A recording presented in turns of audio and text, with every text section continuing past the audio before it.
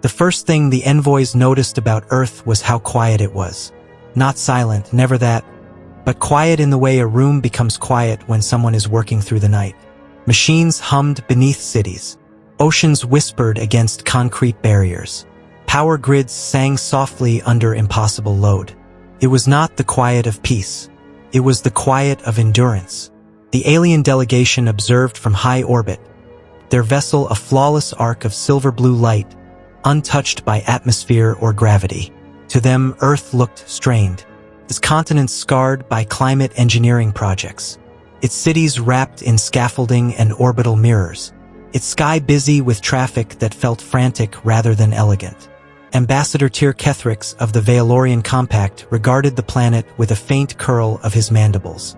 Primitive, he said, not unkindly, but industrious. His aide adjusted the visual filters, magnifying a coastal megacity where storm barriers rose like ribs along the shoreline. They are still holding back the seas manually, the aide said. Crude but persistent. Kethrix clicked thoughtfully. Remarkable that they survived this long without external guidance. The Vaelorians had crossed half the galaxy to reach Sol, not out of necessity, but obligation. That was how the Compact framed it, at least. A young species teetering under the weight of its own mistakes. A civilization burdened by ecological collapse, energy scarcity, and the slow grind of gravity wells it could not yet escape. The Compact specialized in such worlds. They offered aid, structured aid, controlled aid, and in exchange, compliance. The envoys did not call it dominance. They called it stewardship. The landing site was carefully chosen. Geneva, rebuilt 3 times over, its ancient lake now threaded with floating districts and tidal regulators. The Vaelorian shuttle descended with ceremonial slowness, its hull gleaming, gravity fields parting the air without resistance. Humans waited below. Not soldiers, not crowds, just representatives, engineers, diplomats, scientists, people with tired eyes and straight backs. Dr. Aisha Rahman stood at the forefront. She wore no formal uniform, only a weather jacket marked with patches from orbital construction crews and disaster response units. Kethrix noticed it immediately. No attempt to impress. Interesting. The shuttle settled without dust or sound. The ramp extended, seamless and smooth. Kethrix emerged, tall and slender, his bioluminescent mantle glowing with compact insignia. People of Earth, he said. His voice translated perfectly, warm and resonant. We come in recognition of your perseverance. Aisha inclined her head. Welcome, she said simply. Kethrix continued, gesturing toward the city behind her. You bear a heavy burden for such a young species. Environmental strain, energy instability, planetary stress beyond sustainable thresholds. He paused, allowing the words to sink in. The Vaelorian Compact offers assistance. There it was. A murmur rippled through the human delegation. Not surprise, but caution. Kethrix spread his upper limbs, a gesture meant to convey generosity. Our technology can stabilize your climate systems within a decade. Our orbital infrastructure can relieve your resource bottlenecks. In time, Earth could become a model world. Aisha met his gaze. And the cost? She asked. Kethrix's mandibles flexed faintly. Integration, he said. Oversight. Compliance with compact environmental and economic frameworks. For your own good, of course. Of course. Aisha exhaled slowly. We appreciate the offer, she said. But Earth is already managing. The envoys exchanged glances. Managing? Kethrix allowed a polite ripple of amusement through his mantle. Our sensors indicate otherwise, he said gently. Your planetary systems are under constant strain. You operate within margins that would be considered unacceptable in compact space. That's true, Aisha replied. We don't have much margin. Then why refuse help? Aisha looked past him, to the city, to the sea walls, to the people moving with quiet purpose. Because we're carrying this weight ourselves, she said. And we're still standing. From orbit, the Compact monitored Earth's response. They expected hesitation, debate, fracture. Instead, humanity continued. Storm season intensified that year. A once-in-a-century weather pattern struck twice in 6 months. Coastal barriers strained. Power grids rerouted. Emergency crews worked without pause. The compact envoys observed in disbelief as humans adapted in real time, rerouting energy, sacrificing comfort to preserve stability. Cities dimmed their lights voluntarily. Industries slowed without mandate. No central command ordered it. They simply did it. Kethrix reviewed the data with a growing frown. They refuse optimization, one envoy noted. They choose inefficiency. They choose survival, Kethrix replied, though his tone lacked certainty. One night, local time, the envoys detected a massive energy spike in Earth's upper atmosphere. A climate control array, overloaded, threatening cascade failure. Compact protocol was clear. Intervene. Kethrix authorized a transmission. Earth representatives, he said, appearing on every major channel. Your system is nearing collapse. We will deploy assistance immediately. Aisha appeared on screen, her face illuminated by emergency lights. No, she said. Kethrix stiffened. You misunderstand, he said. This is not a request. Aisha's voice was calm, but there was steel beneath it. We're aware of the risk, she said. We've rerouted power through secondary arrays. It's unstable, but it will hold. Our simulations predict failure within hours, Kethrix insisted. Our simulations predicted that too, Aisha replied. Then we adjusted. Silence stretched. You are gambling with your world, Kethrix said. Yes, Aisha said. We always have. The channel closed. The envoys watched as Earth's system strained, then stabilized. Not perfectly, not cleanly, but enough. Kethrix felt something unfamiliar twist in his core. Unease. What the compact did not understand, what they could not understand, was that humanity had been living under unbearable weight for generations. They had learned how to lift together. They had learned how to fail without falling. And they had learned something else, too. That sometimes accepting condescending aid meant surrendering the very strength that kept you alive. Far below the envoy's ship, Earth turned steadily in the dark. Scarred, strained, unbowed. The Vaelorian Compact had always believed that time favored them. Time favored the patient, the advanced, the structured. It favored civilizations that planned in centuries rather than seasons.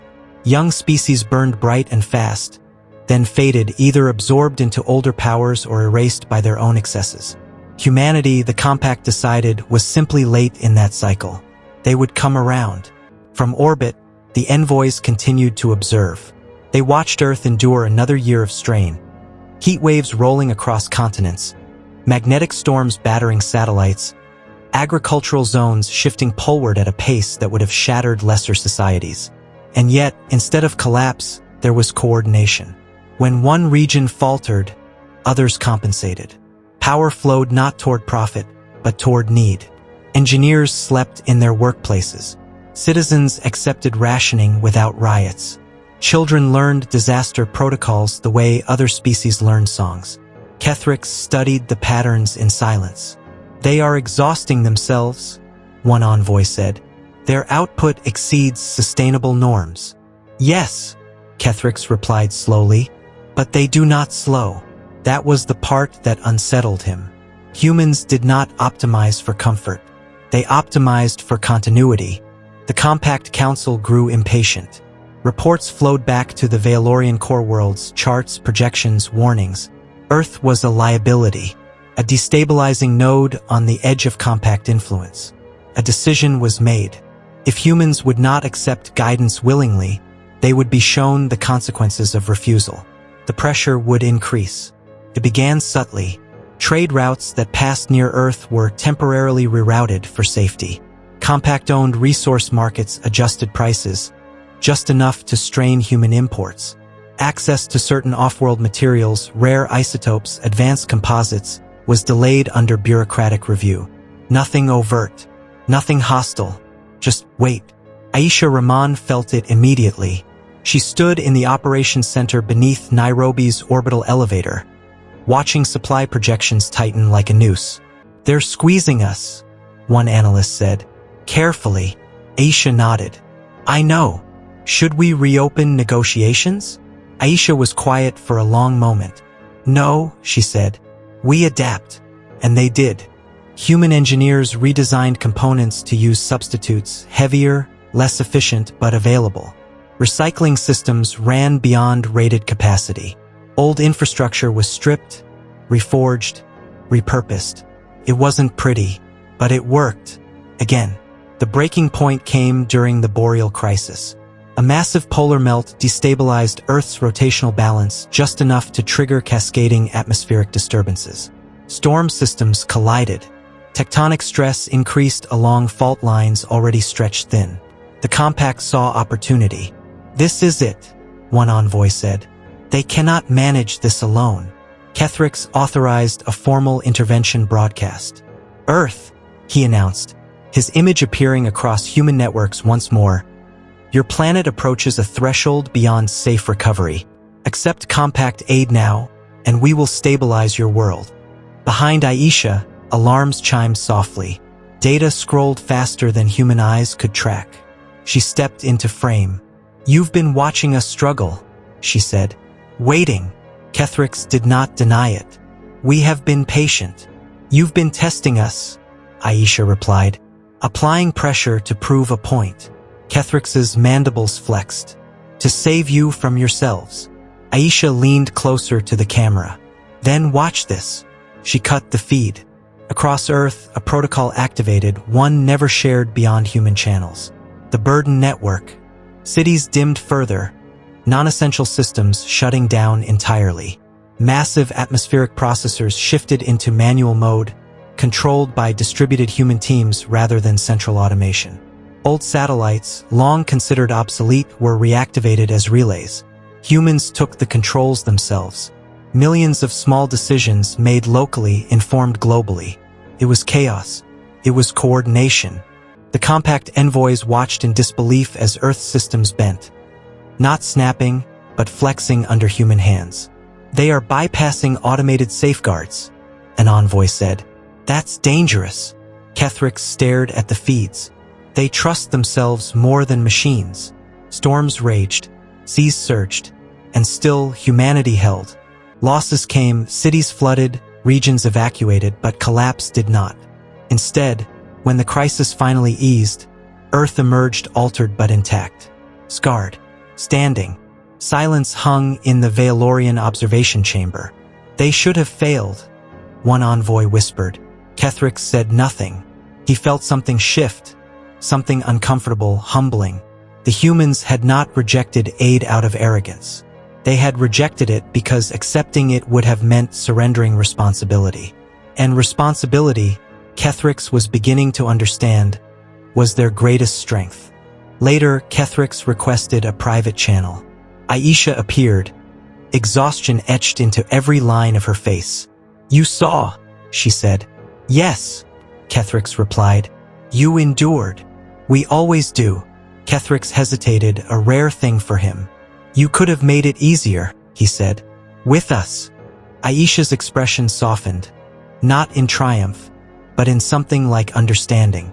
Maybe, she said, but easy isn't the same as ours. Kethrix inclined his head. For what it is worth, he said quietly. The Compact underestimated you. Aisha almost smiled. From that moment on, the envoy's reports changed.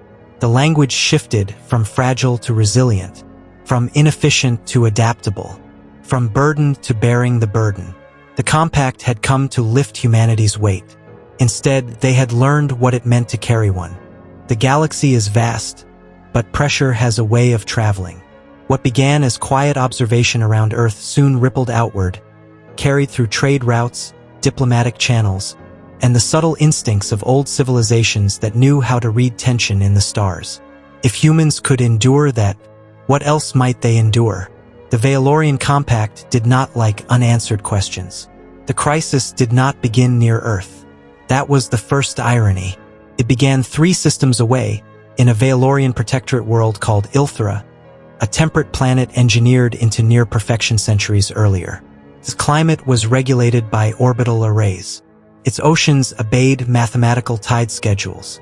Its population lived without hunger, without storms, without surprise, without resilience.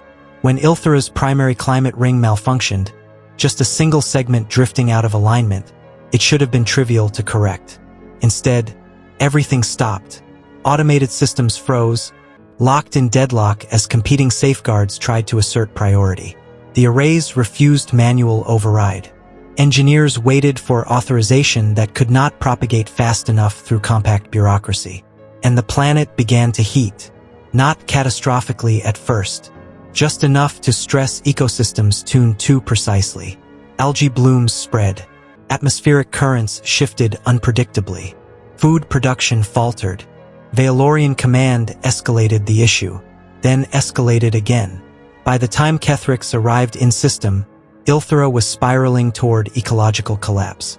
"This should not be possible," one of his aides said, voice tight. "The systems are flawless." Kethrix stared at the data. "No," he said quietly. "They are rigid." The compact convened emergency councils. Solutions were proposed, complex, elegant, slow. Too slow. Every hour, Ilthera lost stability. And then, reluctantly, a suggestion surfaced. A human suggestion. "They have experience managing instability," one counselor admitted. "Crude methods, but adaptable." Silence followed. Finally, Kethrix spoke. "Open a channel to Earth." Aisha Rahman was asleep when the call came. She answered anyway, eyes tired but alert. "Ilthera," Kethrix said without preamble. "We need your help." Aisha studied him for a long moment. "You've got planetary systems fighting themselves," she said. "Yes. And you can't override them." "No," she exhaled. "Then you're going to hate our solution." Human teams arrived within days, not with fleets, but with toolkits and schematics transmitted ahead of them. Small crews embedded directly into Vaelorian infrastructure hubs. The Vaelorians watched in horror as humans did the unthinkable. They bypassed perfection. "Why would you disable this safeguard?" demanded an Iltheran overseer. A human technician named Luis didn't look up from his console. "Because it's panicking," he said. "Same as everything else. But it exists to prevent failure." "Yeah," Luis replied. "And right now, it is the failure." They shut down entire subsystems, temporarily, deliberately. They rerouted control to local nodes, empowering planetary operators rather than distant command centers. It was messy. It worked. Temperatures stabilized.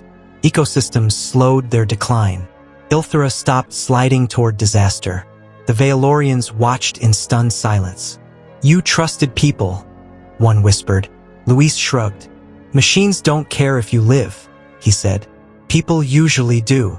When the crisis passed, something had changed. Ilthera was no longer perfect. Its climate varied. The systems flexed. Its population learned emergency protocols for the first time in centuries. They were frightened, and stronger for it. Kethrix stood beside Aisha during the final debrief, his posture different now, less elevated, more grounded. "You did not take control," he said. "We never do," Aisha replied. "We just help carry the load." Kethrix looked out at the planet below. "For ages," he said slowly, "we believed removing burden was kindness." Aisha followed his gaze. "Sometimes it is," she said. "Sometimes it just makes you fragile." Word spread, not through official channels but through stories, about humans who stayed up for days guiding alien technicians through manual repairs, about human engineers who refused command authority but accepted responsibility, about a species that did not promise perfection, only persistence. The galaxy listened, and for the first time, when humans spoke of lifting burdens, other species understood they did not mean escape. They meant endurance. Together, there is a moment in every civilization's history when certainty fractures. Not with violence, not with conquest, but with a question so simple it cannot be ignored. For the Vaelorian Compact, that question was no longer, how do we help humanity? It became, why do they endure what we avoid? The recovery of Ilthera should have been a quiet affair. In Compact doctrine, crises were resolved, archived, and forgotten. Success was measured by how little disruption remained afterward. But Ilthera would not return to silence. As people remembered, they remembered the days when systems locked them out of survival, when perfection became paralysis, when help came not from elegant machines or distant councils, but from exhausted humans kneeling beside control panels, talking them through uncertainty. Stories spread, not official reports, not council summaries, stories. They let the storms happen. An Iltheran elder told a neighboring world. They didn't promise safety, they promised effort. They broke our systems to save us, said another, and they stayed until we understood how to rebuild them ourselves. Across the compact, similar whispers began to circulate. On agricultural moons, on transit hubs, on frontier stations where systems groaned under age and neglect. Whenever rigidity failed, someone would ask, "Have the humans seen this?" Kethrix felt the shift before the councils did. He sensed it in the way envoys spoke more carefully around him, in how junior aides began asking about Earth, not its weaknesses but its methods. One such aide, young by Vaelorian standards, approached him after a session. "Ambassador," she said hesitantly, "why do humans accept suffering as normal?" Kethrix paused. The question unsettled him. "They do not accept it," he said slowly. "They anticipate it." She frowned. "Is that not the same?" "No," Kethrix replied. "Acceptance is surrender. Anticipation is preparation." The aide considered this. "They live as if failure is inevitable." "Yes," Kethrix said, "and therefore survivable." The Compact Council convened an extraordinary session, not to address a crisis, but to address a pattern. Human systems are inefficient, one counselor argued. They waste energy. They tolerate discomfort. And yet, another countered, they persist where optimized systems collapse. The chamber fell into uneasy silence. Kethrix stood. "Because humans design for reality," he said, "not for ideals." Murmurs followed. "They assume things will break," he continued, "that people will err, that conditions will change. And instead of trying to eliminate those factors," he paused, "they build around them." A senior counselor's mantle flared skeptically. "You suggest we abandon perfection?" Kethrix shook his head. "I suggest we abandon the illusion that perfection is stable." Earth received new visitors, not envoys, students. Vaelorian engineers requested observation access, not to teach but to learn. Compact planners asked to sit in on human disaster response drills. Sociologists studied how humans coordinated without unified command. Aisha Rahman watched it all with quiet caution. "They're listening now," one of her colleagues said. Aisha nodded. "That's when it gets dangerous," she replied. "Dangerous. They might try to copy us," Aisha said, "without understanding why it works." The test came sooner than anyone expected. A subspace fracture, rare, violent, and unpredictable, ripped through a densely traveled region of compact space. Entire trade lanes vanished. Communication delays stretched from seconds to hours. The Compact's response systems faltered. Authority waited on authority, and time ran out. Kethrix issued the order himself. "Activate local autonomy," he commanded. "Suspend centralized control." The council erupted. "You cannot." "I can," Kethrix said sharply. "And I will." It was the first time a Vaelorian of his rank had ever issued such an order. Local systems took over, and chaos, brief, terrifying chaos, followed. But then something remarkable happened. Settled, not into harmony, into function. Independent hubs rerouted traffic. Local leaders coordinated with neighbors. No one waited for permission.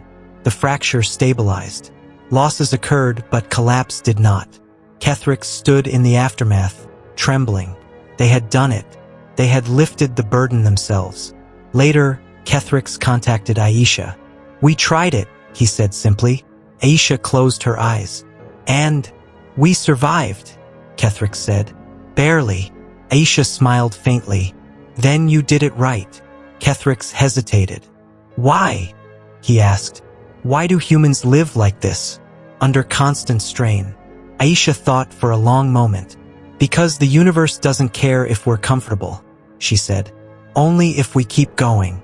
The galaxy was changing, not because humans demanded it, but because their example made stagnation impossible. Perfection had been safe. Resilience was braver. And as more worlds began to lift their own burdens, imperfectly, painfully, the galaxy found itself stronger for it. History did not mark the change with a treaty. There was no proclamation etched into crystal halls, no ceremony broadcast across the stars announcing a new era.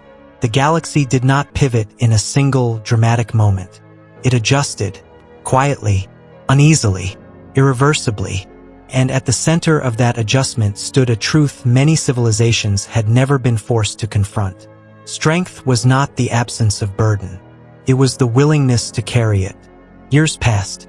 Earth never became a model world in the Vaelorian sense. Its skies were still busy with patched orbital platforms. Its coastlines still bristled with living barriers and moving cities. Its people still argued, protested, rebuilt, and sometimes failed spectacularly. But Earth endured. More importantly, it participated.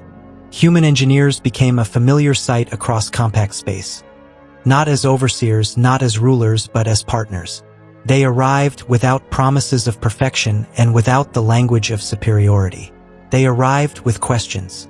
What breaks first? Who fixes it when we're gone? What happens if this fails at 3 in the morning? Questions that made ancient planners uncomfortable. Questions that saved worlds.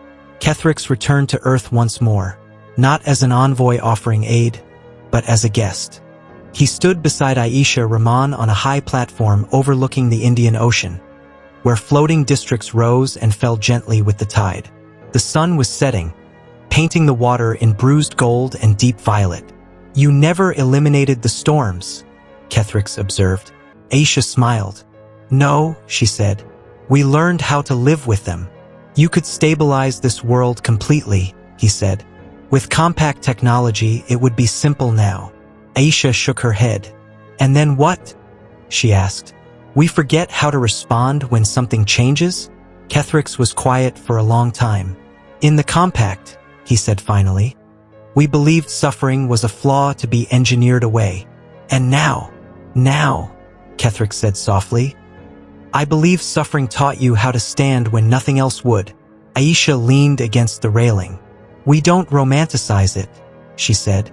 We just don't pretend it won't come. The archivists of YNN struggled with how to record humanity. They were not conquerors, not saviors, not architects of a new order. So the archivists did something unprecedented. They added a preface. Humanity did not lift the galaxy's burdens for it. They showed the galaxy how to lift its own. Across compact space, design philosophies changed. Systems were built to fail safely. Authority was distributed. Citizens were trained, not just protected. Worlds became less perfect. They became more alive. On Earth, children grew up knowing that aliens existed, but not as gods or guardians. Just neighbors. Some older, some wiser, some learning slowly, painfully, how to be resilient. When asked why humans had refused the Compact's original offer of aid, Aisha answered the same way every time. Because help that replaces responsibility doesn't save you, she said. It just postpones the fall. In the end, the Vaelorian Compact did not collapse.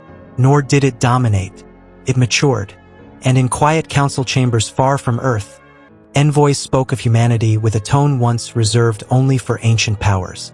Not with awe, with respect. They remembered a species that had been offered condescending aid while drowning under its own weight, and had answered not with defiance, but with effort. They remembered a world that refused to be carried. And so, when future civilizations rose, young, strained on the brink, the galaxy did not rush to lift them away from hardship. Instead, it asked a different question. Are you ready to carry this together?